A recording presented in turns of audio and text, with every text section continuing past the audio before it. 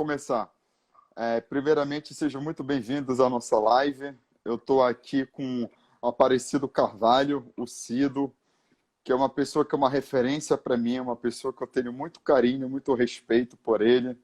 É uma pessoa aí muito rodada no mundo empresarial, já foi presidente e assumiu vários cargos de liderança em multinacionais. Cido, seja muito bem-vindo. É um prazer dividir essa live com você, falar com você sobre empresas familiares. Bom, obrigado. Eu agradeço a oportunidade. Tenho um carinho muito grande por você, pela Érica também. Que bom revê-la, uma pessoa muito especial. E vamos aí, vamos contribuir um pouquinho, vamos discutir um pouquinho sobre comunicação. Hoje em dia a gente tem algumas dificuldades aí em relação à comunicação. E vamos falar disso hoje à noite, então. É isso aí, professor Olivieri, seja muito bem-vindo. Pois é, o tema da nossa live de hoje é como melhorar a comunicação nas empresas familiares. É muito comum, quando eu vou fazer consultoria, seja com herdeiros, com donos de empresas familiares, eles falam que um dos principais desafios na empresa familiar deles é a comunicação. Há um desentendimento muito grande entre os membros em relação a interpretar, a entender o que o outro está querendo dizer. E muitas vezes essas situações não são devidamente comunicadas por muitas vezes de medo da reação da outra pessoa. Porque às vezes quando a gente cita uma palavra, a gente cita uma ideia, a gente muitas vezes receia pela resistência que a outra pessoa vai ter às nossas ideias. Como é que ela vai interpretar, como é que ela vai receber essa mensagem. E às vezes, por mais cuidadoso que nós tentemos ser para comunicar, falar bem, passar bem uma mensagem, aquela pessoa mesmo assim pode levar para um outro lado, interpretar de uma forma errada, em função do clima na empresa já não ser dos melhores, ou por algum outro tipo de situação, alguma situação mal resolvida, algum relacionamento que ainda está com alguns ruídos, ainda não está bem desenvolvido, ou por simples falta de habilidades de soft skills, que são aquelas habilidades sociais. Não é isso, Cido, que você estava me falando antes? Eu acho que a gente... É exatamente isso que você colocou. Eu acho que a grande dificuldade que a gente tem nas empresas, em especial nas empresas familiares, que são hoje no Brasil a grande maioria, é a questão da comunicação, né? Como, se a gente for ver, mais de 90% dos problemas que a gente tem na gestão das empresas tem a ver com comunicação, mais com soft skills. A gente vem de uma sociedade na qual a gente ficou muito focado no hard skill, em saber, na forma do fazer, e muito pouco na questão do comunicar. E comunicar é a base da relação, né?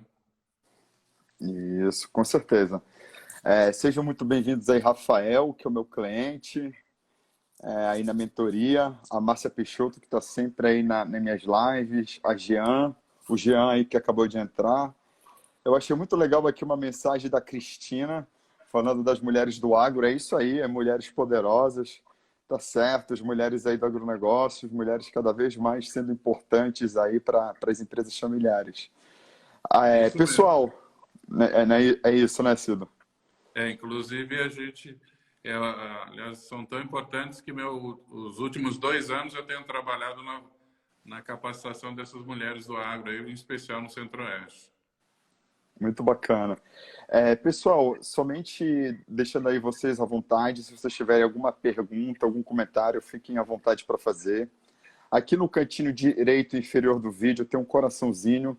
Se vocês puderem aí clicar várias vezes para impulsionar essa nossa live para o Instagram. Também tem um aviãozinho aqui no meio, na parte inferior do seu aparelho celular, para você poder compartilhar essa live com pessoas que ainda, empresas familiares ainda é um assunto muito pouco falado na internet. E a maioria das empresas no Brasil e no mundo é familiar. Então, as empresas familiares precisam desse tipo de conteúdo específico para elas, e não assuntos genéricos pertinentes a qualquer tipo de empresa. Cido, você falou aí logo no início sobre essa questão de comunicação. Teve uma vez que eu postei, eu estava até procurando aqui no Instagram para saber mais ou menos quando foi que eu postei. Eu postei, já tem alguns dias, no meu Instagram, uma frase do Peter Drucker, que ele diz assim, o Peter Drucker, que é o pai da administração moderna, ele diz assim Sim. que 60% dos problemas de gestão são por motivo de comunicação. Olha só que interessante, você pode resolver 60% dos problemas da sua empresa agindo em apenas uma área, que é a comunicação. É claro, assim, eu digo a palavra apenas, né? Mas comunicação envolve muitas coisas, mas a gente pode englobar tudo em apenas uma palavra, que é a comunicação.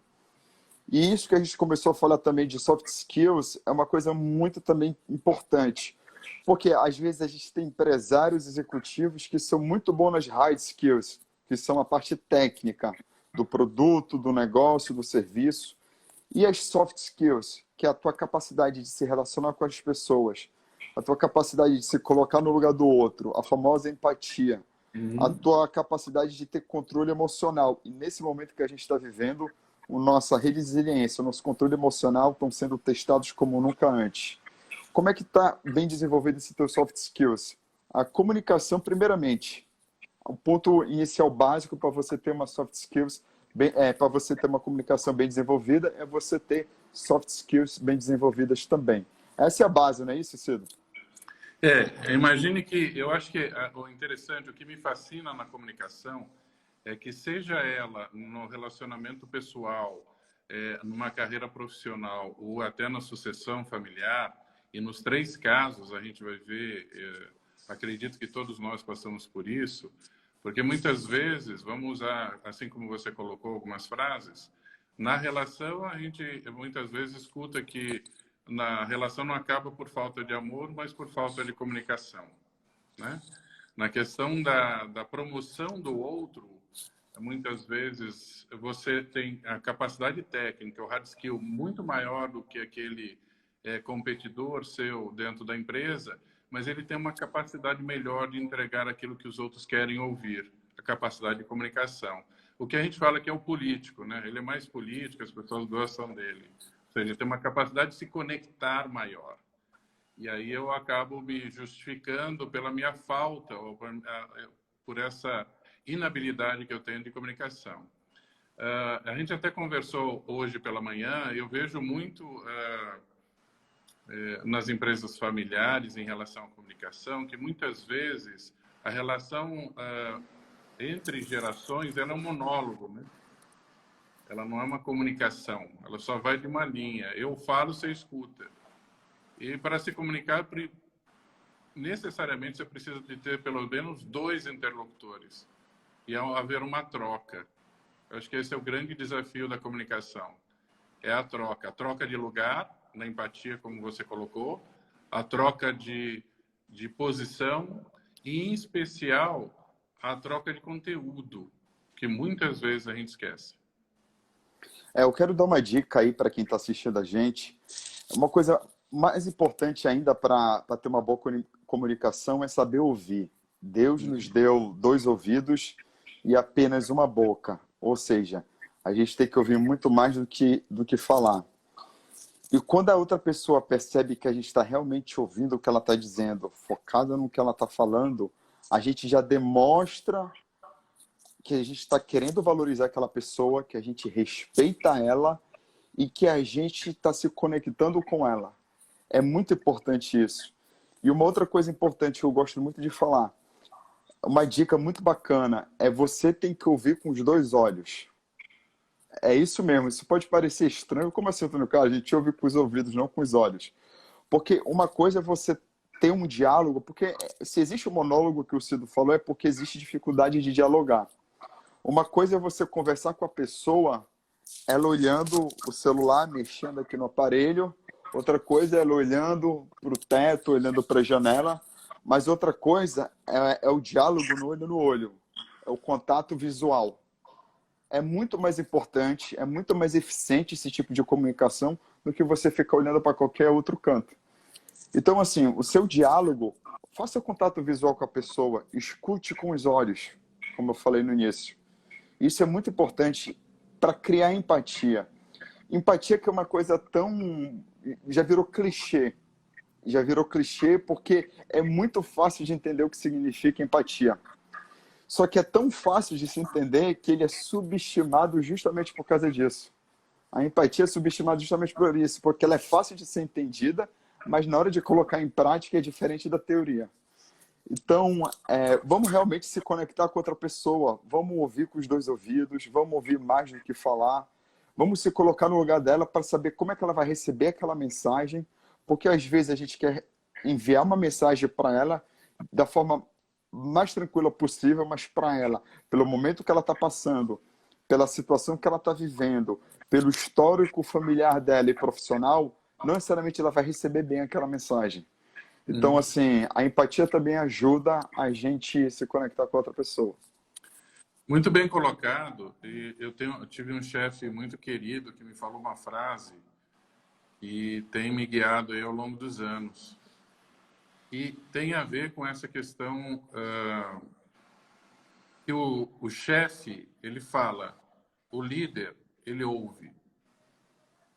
E essa questão do ouvir é a principal característica da liderança. E quando você ouve, exatamente como você colocou, o teu liderado, ele se engaja com você, mais do que ele se compromete, ele se engaja. Mas para isso eu preciso escutá-lo. Né? Exatamente o que você colocou. A escuta ativa, né, é extremamente importante, em especial nas empresas familiares, porque muitas vezes o pré-conceito ou a presunção da relação, eu já sei o que você vai falar, então não precisa nem falar. Eu tomo a minha decisão baseado naquilo que eu acho que você vai falar. Eu não lhe dou o direito de falar. Olha só, interessante isso. Cido, a Érica aqui escreveu uma pergunta, e não apenas uma pergunta ela fez a pergunta, e eu adorei essa pergunta. Nas empresas, muitas pessoas não comunicam para não compartilhar conhecimento. Usam como ferramenta de disputa de poder. Saber é poder. Como melhorar essa atitude? Érica, ainda essa semana eu tenho uma postagem planejada para fazer lá no meu Instagram sobre algumas frases que o Jack Welch falou na última entrevista que ele deu para a revista Exame antes de falecer. A primeira coisa que ele fala na entrevista: compartilhe todas as informações com seus funcionários. Todas. Todas. Ele é bem enfático. E ele leva a entrevista inteira explicando o porquê disso. Aí eu fiz um resumo, eu vou publicar essa semana lá no Instagram. Mas resumindo, quando você divide informações com a tua equipe, você tem muito mais engajamento dos funcionários, porque eles vão ficar sabendo do que está acontecendo na empresa. Você envolve muito mais os funcionários, eles vão te dar muito mais ideias do que pode e o que não pode ser feito. E hoje a concorrência ela é tão grande, é cada vez mais comum um copiar o outro, que você precisa do máximo de ideias possíveis. E essas ideias podem estar em qualquer lugar. Então, se você espalha informações na empresa, você está estimulando as pessoas a melhorarem essas informações, melhorarem essas ideias, e você fomenta o debate. E você engaja os colaboradores. E é uma das maiores dificuldades dos empresários é engajar os colaboradores. Inclusive, isso daí é uma das coisas que eu gosto de fazer em treinamentos em empresas. É aumentar o comprometimento dos funcionários, fazer eles darem sangue pela empresa. Não é isso, Cido? O que você tem a acrescentar aí? Eu acho que eu tive a honra de ter trabalhado com a Érica, muito querida, por sinal. E o que eu aprendi sobre poder é que, na verdade, o grande papel que a gente tem na liderança é desenvolver o outro. E o que nos faz diferentes dos outros líderes não é saber, é a atitude. É o que eu faço com o que eu sei. Quanto mais pessoas souberem o que eu sei, maior a minha rede de influência dentro da empresa. Mais pessoas serão gratas.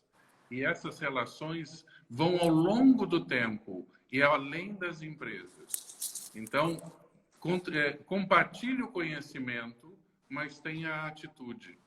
E a atitude é muito essa questão de eu tomo uma responsabilidade, eu me comprometo com isso.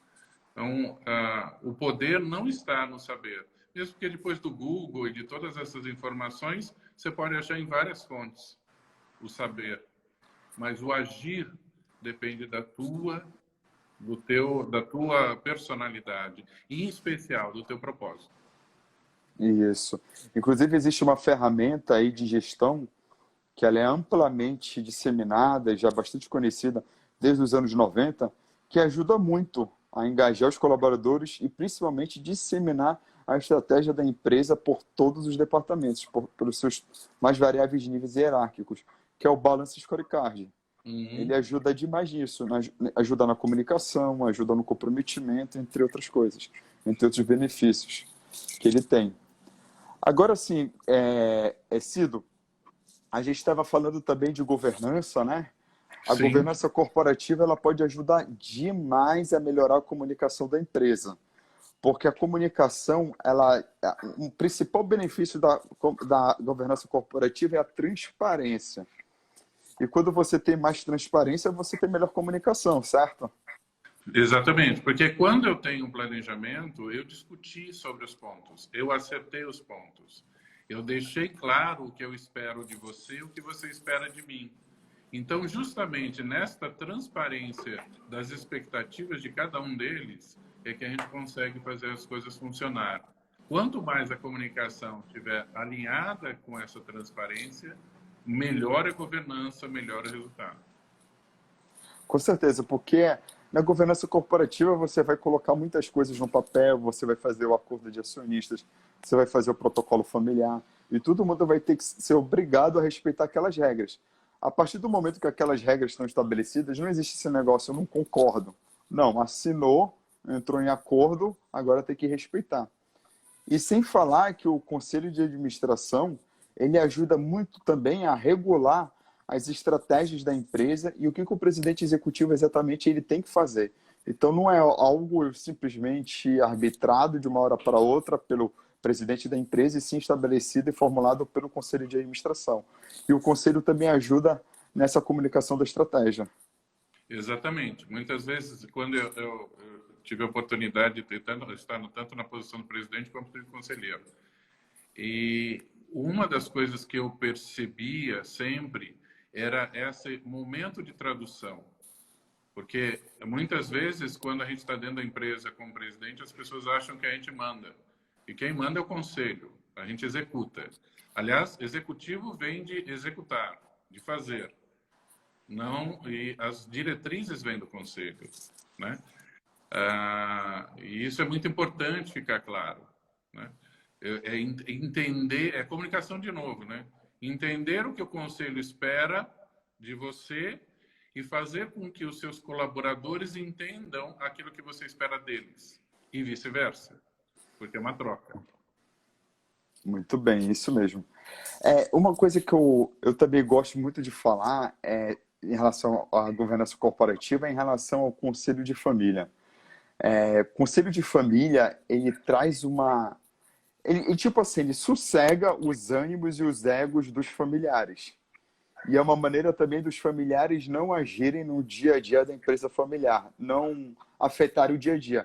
Então é tipo assim, chega para lá, vamos ficar todo mundo no conselho de família e vamos deixar a empresa andar com as próprias pernas, sem tantas interferências dos familiares. Não é isso, Cido? É perfeito, é exatamente isso, né? O que a gente espera de cada um e o que cada um pode entregar para isso. Uma das frases que eu mais gosto do Lema, entre várias, é quando ele fala que eu só contrato de pessoas melhores do que eu. Eu acho Isso. que esse é o papel do acionista. É entender que ele traz a empresa até um determinado ponto. Dali para frente é um revezamento 4 por 100. Outros vão levar além, mas eu tenho que dar espaço para ele, né? E uma grande dificuldade que a gente tem muitas vezes nesse conselho de família eu gosto muito da ideia do teatro, do papel, né? Porque muitas vezes a gente esquece que quando a gente entra na empresa, a gente está representando um papel. Não é o ator, né? Não é a pessoa, mas sim um papel que é esperado. Quando eu saio da empresa, eu não sou mais o ator. né? Eu não faço mais aquele papel, eu sou o ator.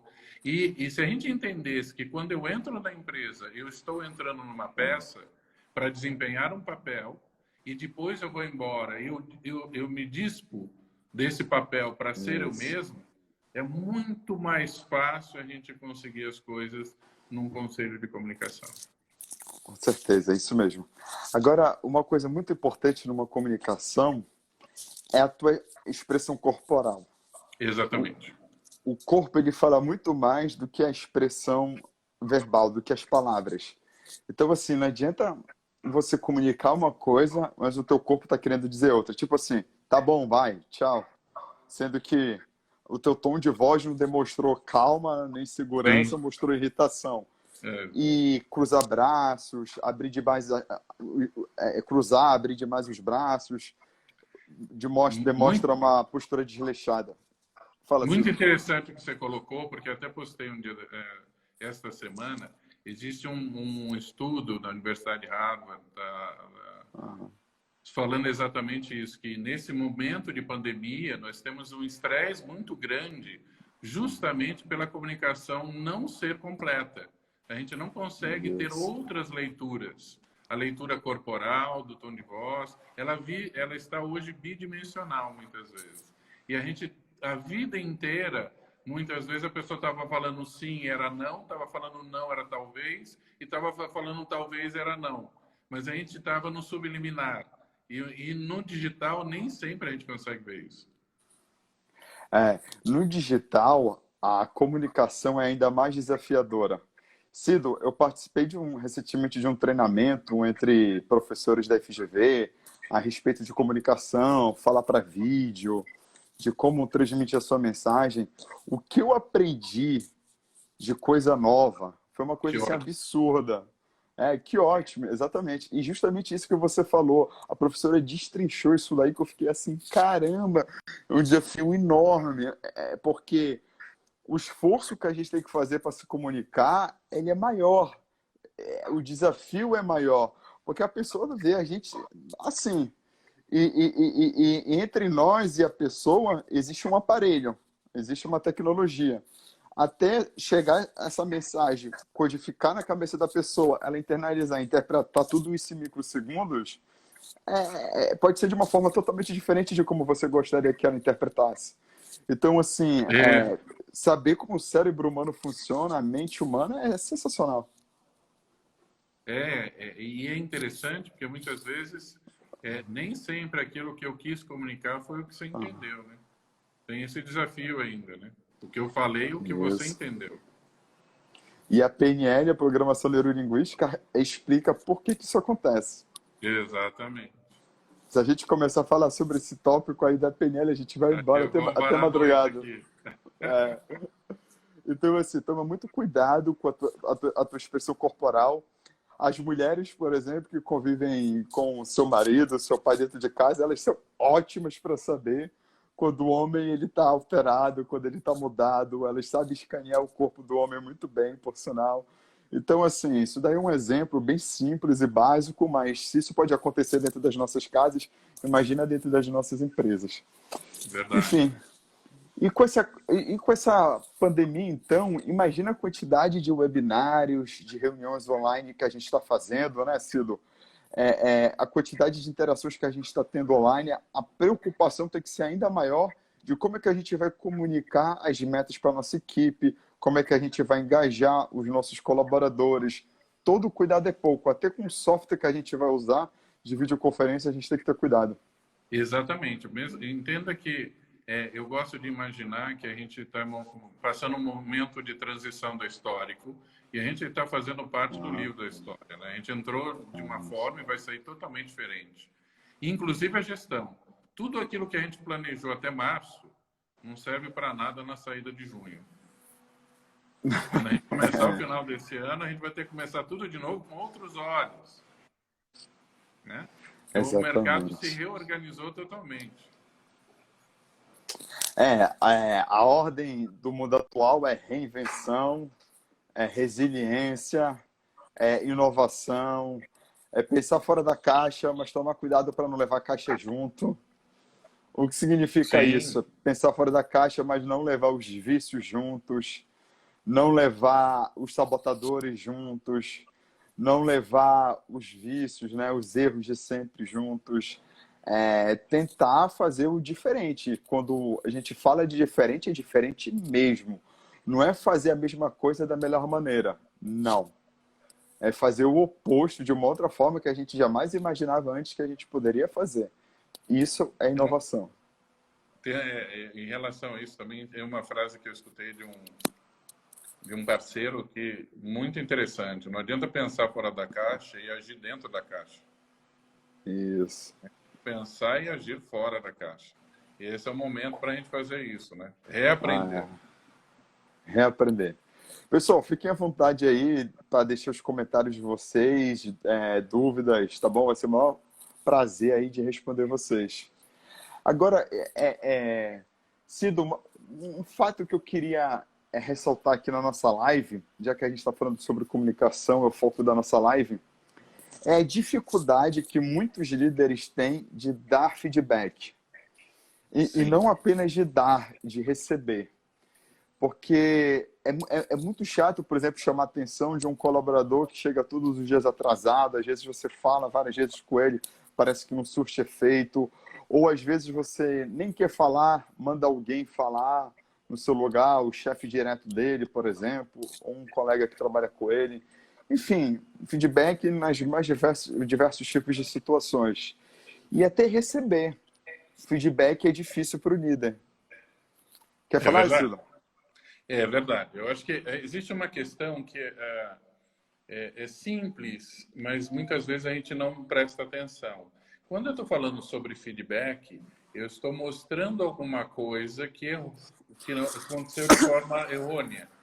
Eu estou te mostrando alguma coisa que não funcionou. Ou seja, estou recriminando você. Emocionalmente, eu não quero receber feedback. Por isso a dificuldade que as pessoas têm. Enquanto a gente deveria trabalhar mais com feed forward, ou seja, mostrar como deve ser feito. Uma coisa é você sentar com a pessoa, se ela fez aquela coisa errada, isso é mostrar para ela, vamos fazer juntos? E aí, a hora que se você fez junto da forma correta, você perguntar para ela, tem alguma dúvida? Não, não tenho. Você deu um feed forward. Ela entendeu que ela errou, ela entendeu que você construiu uma nova forma dela fazer, mas ela não se sentiu reprimida, né? Ela não se, a criança dela não se sentiu avaliada por um feedback de uma coisa que ela fez errado. Ninguém gosta de ser repreendido, porque muitas vezes a gente lembra da figura paterna ou materna. Você errou, você está errado, e a gente se sente diminuto, menor. O feed forward, eu acho que é o grande desafio da comunicação, é mostrar como deve ser feito.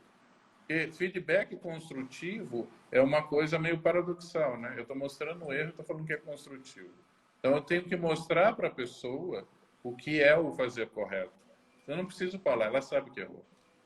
Isso mesmo. O feed forward é como se fosse você ressignificar um feedback, mas tocando no lado positivo da situação. Exatamente. De vez de eu ter o foco no passado, eu tenho um foco no futuro, do fazer de forma correta daqui para frente. O passado já foi. O feedback ele foca muito naquele ponto. O feed forward nos que virão. E isso remete ao que a gente falou anteriormente aqui na live, que foi o quê? Aumentar o engajamento do colaborador. Se você foca no feed forward, você está engajando o colaborador, porque ele vai ser muito mais grato pela maneira como você ensinou o colaborador, deu um toque nele sobre o erro que ele cometeu e que dificilmente a partir daquele momento ele vai voltar a cometer o mesmo erro. E isso é interessante, se você juntar o feed forward com escutar e o líder, quando muitas vezes há duas frases, ele tem que trocar as frases de lugar. Eu errei, eles acertaram. E Isso. geralmente o líder fala, eles erraram e eu acertei. Não, Quando não. você traz para si a responsabilidade do erro, ele entendeu que você deu um feed forward para ele. Ele Isso. entende que você está assumindo a responsabilidade de uma coisa que ele não fez, mas você o protegeu. Então ele fica em débito contigo. Ao passo que, ao contrário, quando eles fazem uma coisa certa, e você dá os louros para ele, não para si, você está subindo quem? Valorizando a equipe. E quando a equipe se sente valorizada, ela vai fazer tudo por você. Isso. Pessoal, eu quero até deixar aqui uma oportunidade para vocês para a gente agendar uma sessão gratuita de mentoria comigo online. No final dessa live, quem quiser pode aí me mandar uma mensagem no direct que a gente agenda ainda hoje essa sessão de mentoria. Mas isso daí que você falou, a gente está começando já a entrar, Cido, em um outro assunto que eu amo chamado liderança. Sim, O líder, o que ele faz? Ele recebe as coisas negativas da equipe que acontecem, ele assume a responsabilidade e quando ele consegue coisas boas, ele diz, foi a equipe que conseguiu. Então, assim, é o exatamente. oposto. Então, assim, ser líder é uma grande responsabilidade por causa disso. E é muito interessante ser líder porque muitas pessoas ainda têm aquela ideia romantizada que o líder é isso, que o CEO é aquilo outro. Não, o líder ele tem que ser o exemplo na empresa. Ele tem que ser o que a equipe dele tem que ser. Ele tem que ser primeiro, ele tem que ser o exemplo, ele tem que ser a equipe é o espelho dele, é o reflexo dele. Não adianta eu pedir para minha equipe ser uma coisa se eu mesmo não sou exemplo daquele tipo de comportamento e se eu não consigo entregar resultados. Então, ser Exatamente. líder é uma grande responsabilidade. É muito, e em especial, as pessoas elas prestam atenção no seu exemplo, não na sua fala, né? E a principal, eu acho, do líder é ser sincero e falar: eu erro, eu tenho medo, porque é isso que traz a força da liderança. A gente, às vezes, como você colocou, romantiza a questão da liderança, tem que ser perfeito. Ninguém é perfeito. E isso te distancia da equipe. Quando você mostra para ela que você também erra e você tem as suas inseguranças, isso e que cria força, o amálgama para você poder fortalecer. Eu gosto muito a gente teve a oportunidade de trabalhar numa empresa que usava um símbolo muito forte, eu digo a Érica, né? Trabalhou comigo lá, e que são os Bernaches. Os Bernaches são aqueles gansos canadenses que saem do Canadá e vão até aqui na América do Sul, em especial na Patagônia, em voo direto. Você imagina que são Nossa. 10 mil quilômetros voando. Eles Uau. chegam a perder 60% do peso corporal nessa viagem. Mas o Caramba. principal é o seguinte: quando você vê aquela formação em V, a gente sempre acha que o líder é o primeiro. E lá a gente aprende com Bernache que o primeiro que está lá é o mais cansado, o líder é o último. Porque todos os outros estão motivando para ele, você vai conseguir. E estando na última posição, o líder sabe se alguém passa mal ou não. E eles também. Se alguém passar mal, o líder sai com o outro, sempre na formação de 3, para dar suporte para ele.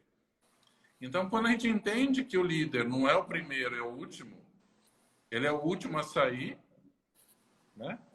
Mas é o primeiro a chegar. Isso, exatamente. E Cido, o que que tu acha daquela ideia romântica do líder? De que o líder ele fica dentro do escritório dele, no ar-condicionado, Isso tomando é chefe. cafezinho. Hã? Isso é chefe. Boa. Isso é Por- chefe. Porque esse negócio de que o cara tem que ficar dentro do escritório dele e ter a secretária dele, eu fico pensando, "Ih, ainda existe líderes assim, né? Ah, O cara é, tem que estar junto com os soldados dele, né, Cido? exatamente. Eu acho que assim, as oportunidades que eu tive e tive um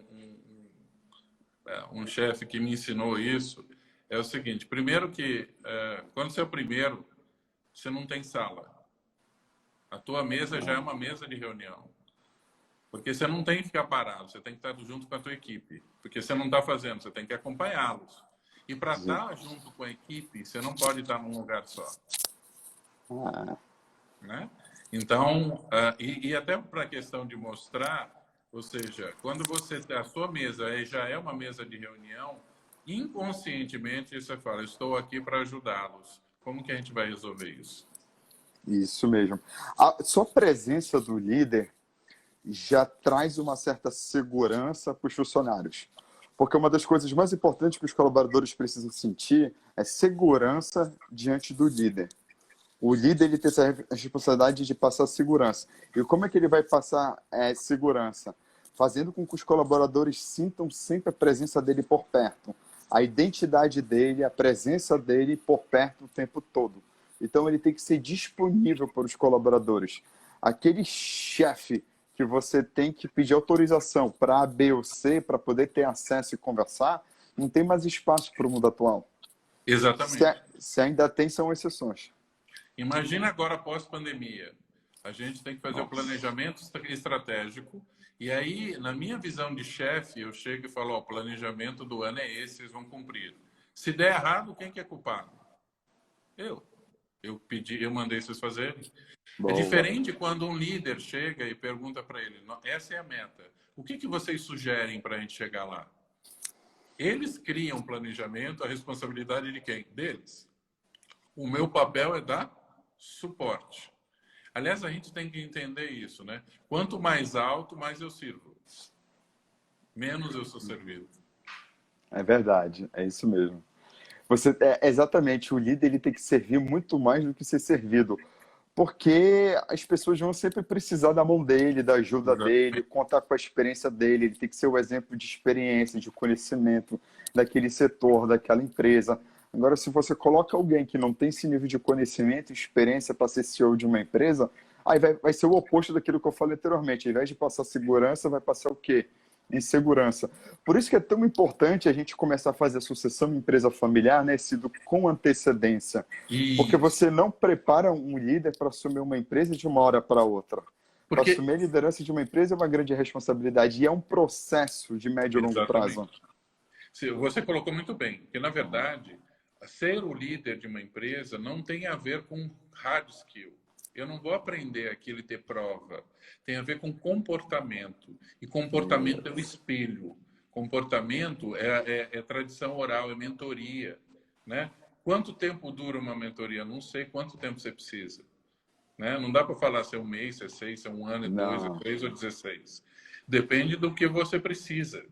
E essa questão da formação, que a gente tem que cuidar na formação da liderança, em especial o grande desafio das empresas são os planos de sucessão, né? É justamente essa questão que eu acho que a cultura oriental, em especial a japonesa, tem muito clara isso. Ela tem uma expressão chamada Senpai Gohai, né? Mestre e aluno. E quando eu tenho o Senpai Gohai, o Gohai ele sempre vai atrás do mestre. Ele acorda junto, ele come junto, ele dorme junto, porque um dia ele acorda, é igual o idioma. Um dia você acorda sabendo falar. A liderança é igual. Um dia você acorda e fala, ô, alô, Cido? Oi, Cido.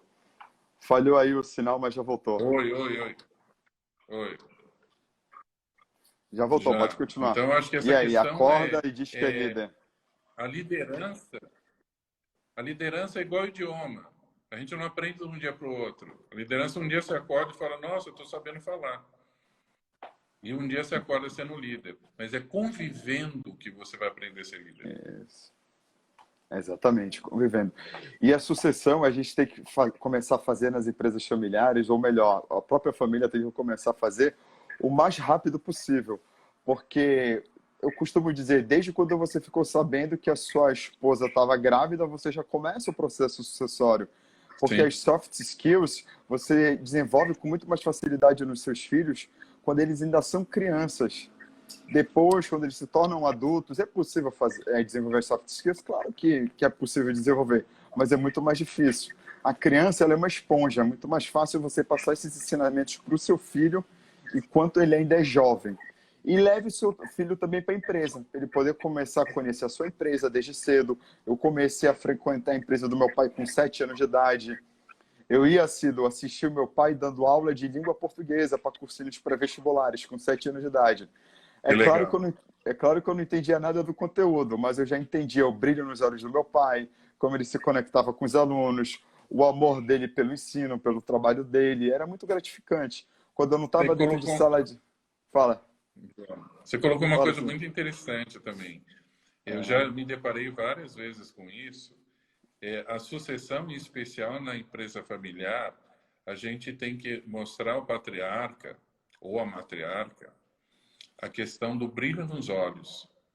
Pode ser que o seu sucessor não está na família, porque o brilho nos olhos do seu filho está em outro lugar. Exato. Então não adianta, eu vou deixar a empresa para você. Muitas vezes eu escutei, eu não quero essa empresa porque essa empresa tirou meu pai de mim. Eu não quero nada dela. E meu pai eu não vou ter de volta. Então, muitas vezes, e é natural, né? Para construir uma empresa você tem que trabalhar muito, mas essa ausência custa muito para os filhos. Nem todos. Isso. Eu tive um caso Ah, muito eu ia interessante falar isso de um caso. que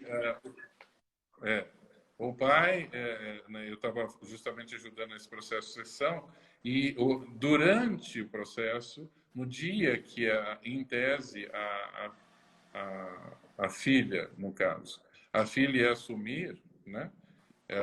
Ele sempre quis que ela fosse engenheira e assumisse a empresa.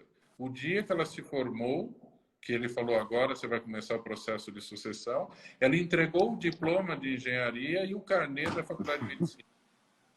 E falou, agora eu fiz o seu sonho, agora eu vou fazer o meu. Eu quero ser médica, eu não quero ser empresária. Olha só que interessante. Tem um empresário uma vez que chegou para mim, Cido, e reclamou: Poxa, o meu filho não quer saber da empresa. Que absurdo, eu fiz isso por ele. Isso daí foi uma coisa que eu preparei para ele. Aí eu cheguei e perguntei para o empresário: Vem cá, como era que o senhor falava sobre a sua empresa quando ele era criança?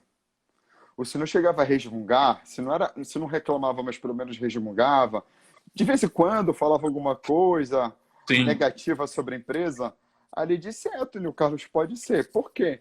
Aí porque o seu filho, quando ele era criança, ele já associou a sua empresa com coisas negativas. Então ele sim. já quer distância da sua empresa. Então por isso que ele não tem mais o interesse. Cido, essas situações aqui que a gente está conversando agora, esse caso que você deu e o meu agora, eu fiz até uma postagem no Instagram recentemente sobre isso. Aquele famoso filme da Sandra Bullock, que é A Proposta. Sim, É um filme bem famoso. Não é um filme sobre empresas familiares, não é. Mas algumas cenas lá é de empresa familiar. Porque o cara lá saiu da empresa do pai para trabalhar numa editora em Nova York, sendo que a empresa do pai sim. fica no Alasca. Aí tem uma cena que é bem Isso. no meio do filme, que ele bate boca com o pai, porque ele é o único filho, e o pai quer que ele assuma a empresa. Aí o filho diz: Pai, desculpe, eu gostaria que você tivesse tido um outro filho para assumir seus negócios, mas eu não vou assumir. Ele Exatamente. fala isso. Esse filme é maravilhoso e mostra muito isso. E é uma questão que a gente tem que refletir que o sonho não é hereditário. O sonho era seu, Isso. de empreender. Necessariamente não precisa ser dos seus filhos. E tem uma coisa que a gente erra muito. Eu, como pai, eu falo isso também. Muitas vezes, e eu demorei para aprender isso, eu quero dar para os meus filhos aquilo que eu não tive. E eu tiro deles a força, a vontade de conquistar as coisas deles. Então, e aí eu aprendi, escutei uns anos atrás, e isso foi muito importante para mim, não dê para os seus filhos o que você não teve, mas ensine para eles aquilo que não te ensinaram. Porque Perfeito. muitas vezes eu dar para ele as coisas muito fáceis, eu estou tirando dele a capacidade, o músculo, né? Na verdade, como que a Ah, gente desenvolve musculatura? Tendo atrito, fazendo força. Se eu tiro dele a capacidade de sonhar, depois eu falo para ele, mas você não quer nada da vida. Eu não quero porque eu sufoquei. Ele não precisa querer, ele tem tudo. Cido, eu aprofundo o seguinte, eu digo assim: dê para o seu filho, sim, aquilo que você não teve, desde que não sejam coisas materiais.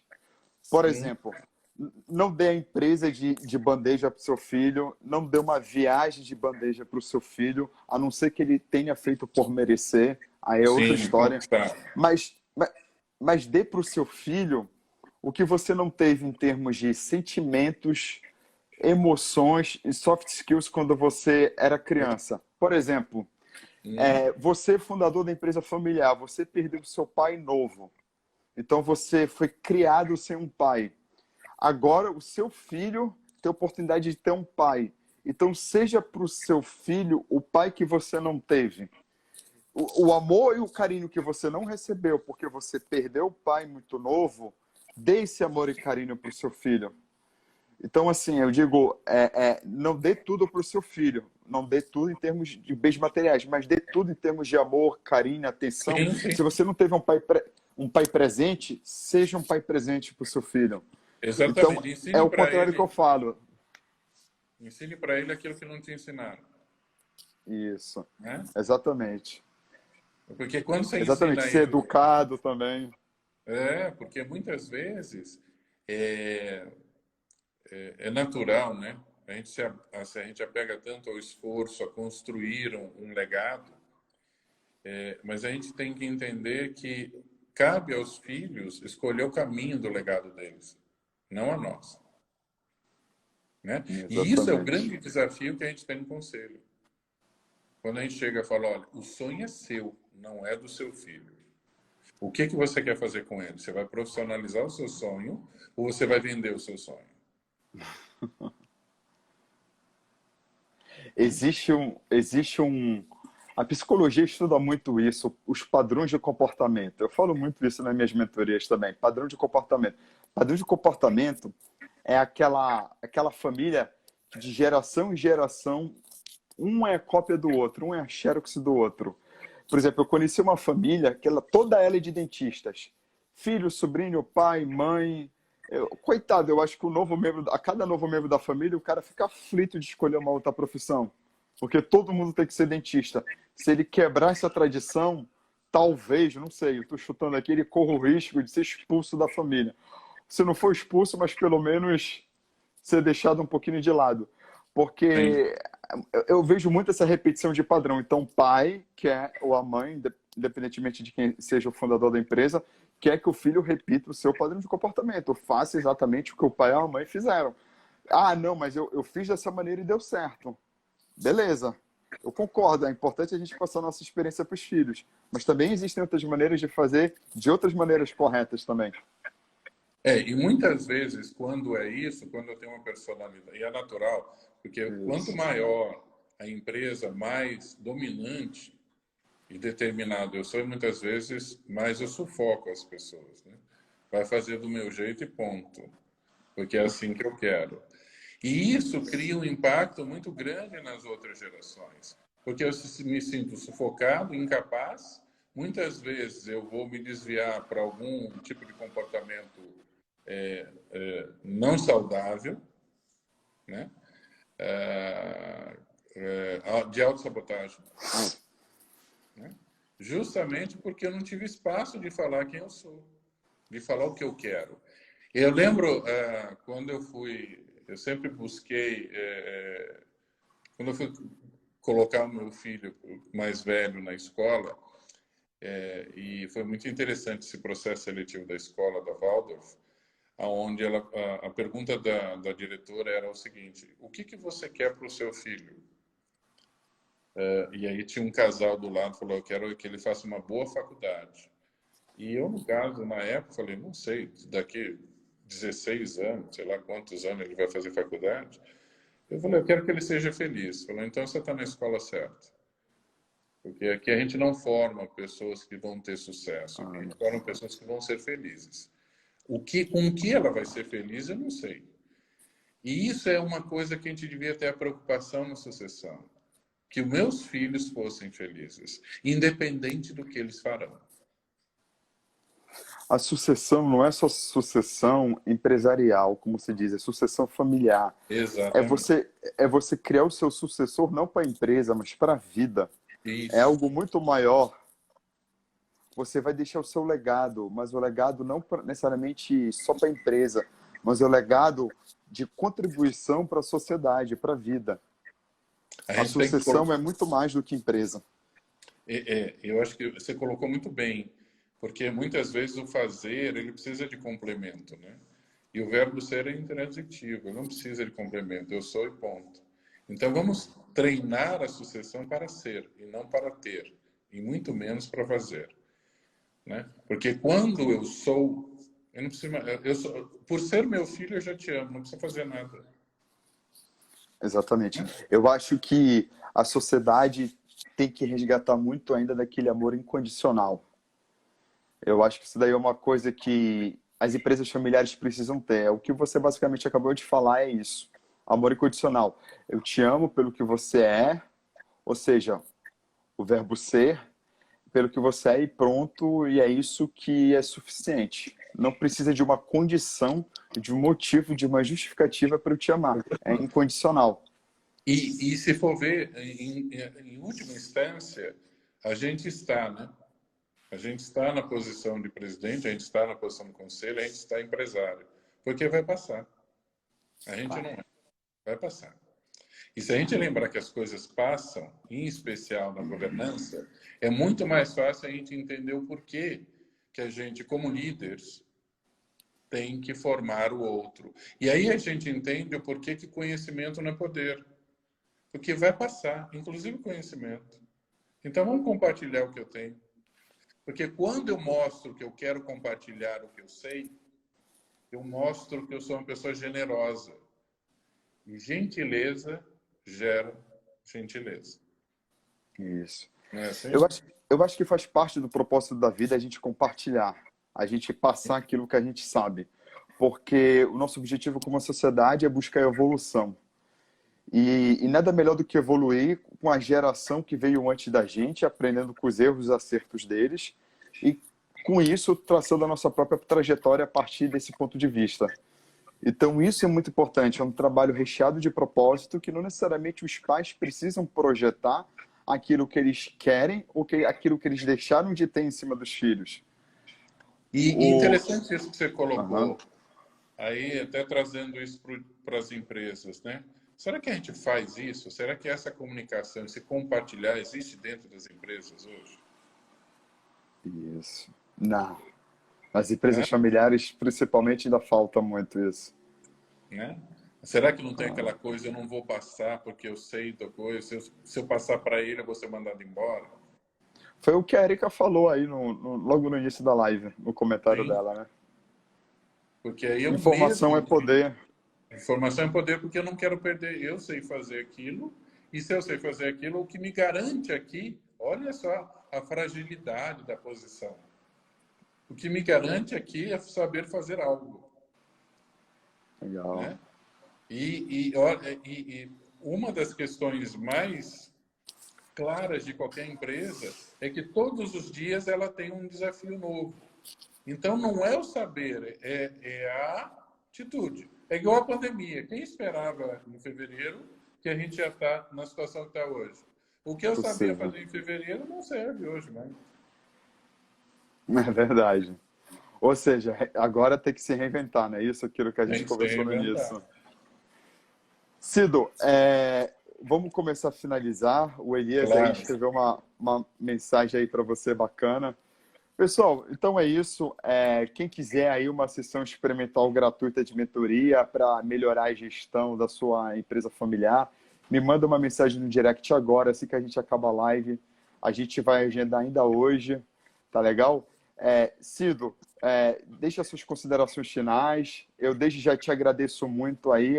É um prazer muito grande toda vez quando eu tenho a oportunidade de conversar contigo, de estar perto de ti. Cara, é um prazer muito grande. Realmente, tu é uma pessoa que eleva o meu padrão. Eu gosto de estar perto de pessoas assim, pessoas para cima, pessoas capazes, competentes, pessoas felizes. Você falou aí da felicidade, isso daí é algo muito importante.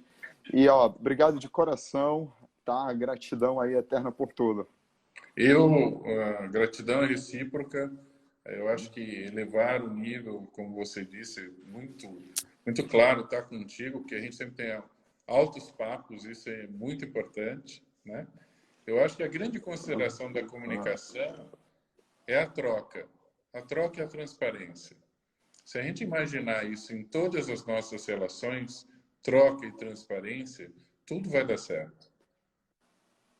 Com uma boa comunicação, a gente consegue a felicidade. Com uma boa comunicação, a gente domina o mundo. Boa, é isso aí. Pessoal, boa noite para todo mundo, um beijo no coração de todos. Daqui a 2 minutinhos aqui o Instagram já está avisando que a live vai terminar. Cido, obrigado. Beijo no seu coração. Gratidão. Fique com Deus. Tchau, tchau, Obrigado. pessoal. Tchau.